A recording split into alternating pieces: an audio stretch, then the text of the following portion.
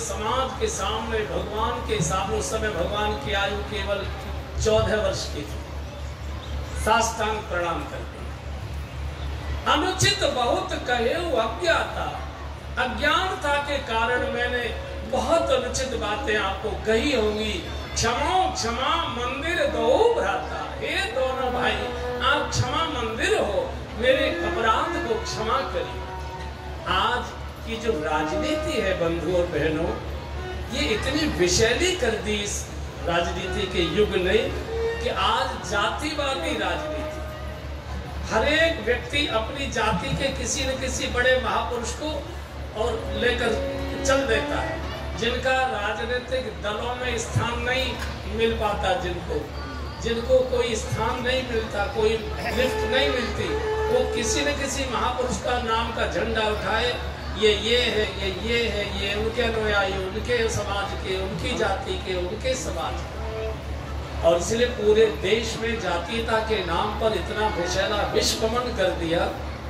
बंधु और बहनों, ये जो महापुरुष आते हैं, ये किसी जाति के लिए नहीं आते, ये सारे कल्याण के लिए आते हैं। जन्म तो कहीं न कहीं किसी व्यवस्था में लेना ही पड़ेगा, किसी न किसी माँ के गर्भ से ही आना पड़ेगा। आकाश से तो महापुरुष टपकते नहीं है।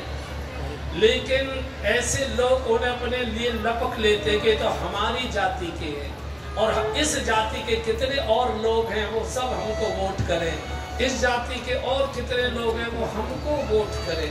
हमने महापुरुषों को भी इस राजनीति की गंदी कीचड़ में घसीट लिया है। इसको ऊपर उठाइए, अपनी राजनीति सिद्धांतों से चलाइए, अपने आचरण से चलाइए, अपनी त्याग तपस्या से चलाइए, जनता की हितों की चिंता करने से चलाइए।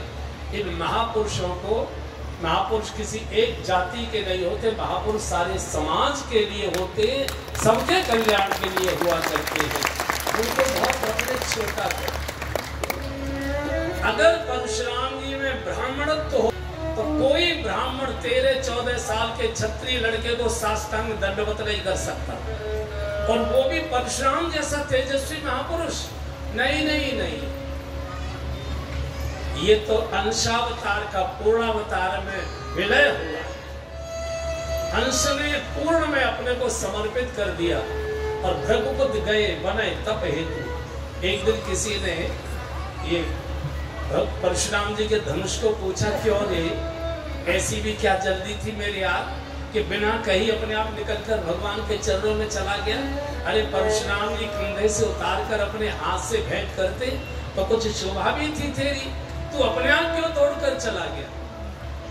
धनुष ने कहा कि दूसरे की घटना को देखकर बुद्धि इसी में, बुद्धिमत्ता इसी बात में है कि संभल जाना चाहिए। बोले क्या मतलब? बोले मैंने देखा था शंकर जी का धनुष धरती पर अकड़ के पड़ा रहा था, भगवान ने उसके 2 टुकड़े कर दिए। अगर मैं अकड़ दिखाता तो मेरे तो 4 ही करते, मुझे तो छोड़। इसलिए मैंने जानबूझकर यही सोचा कि भगवान तोड़े उससे पहले ही भगवान के चरणों में चले जाओ राजी से।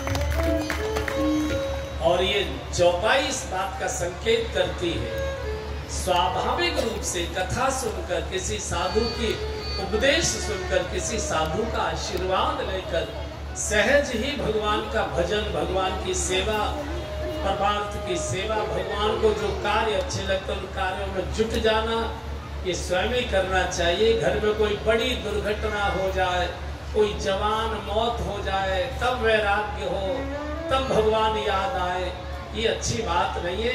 संपन्नता में भगवान आने चाहिए, आनंद में भगवान याद आने चाहिए, सहजता में भगवान याद आने चाहिए। विश्व परशुराम जी चले गए, एक बार जय जयकार हुई, बोलिए राजा रामचंद्र भगवान की। इसलिए परशुराम जी का ये प्रसंग हमको समझाता है, हर समय उठते बैठते जागते भगवान से अपने मन को भी याद कराते रहिए और भगवान को भी याद करते रहिए। हम तो भागे